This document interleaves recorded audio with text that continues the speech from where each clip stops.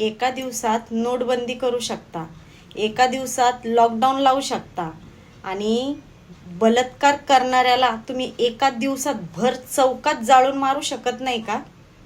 ही कोणती सरकार आहे? द्या ना, त्या घरच्यांच्या हातात द्या त्याला. फाशीची शिक्षा नाही झाली पाहिजे, त्याला भर चौकात बांधून दगड फेकून आणि जिवंत जाळलं पाहिजे. याच्यानंतर हे कृत्य असं कोणीच करणार नाही. त्याला ही शिक्षा झाली पाहिजे. फाशीची शिक्षा दिल्यावर त्याचा 2 मिनिटात जीव जाईल. त्याला काय कळणार आहे? त्यांनी जसं केलंय ना तसं त्याच्या सोबत जेव्हा होईल ना, तेव्हा जे विचार करतात ना घाण असं करायचं, ते सुद्धा हे करणार नाही, घाबरतील लोक.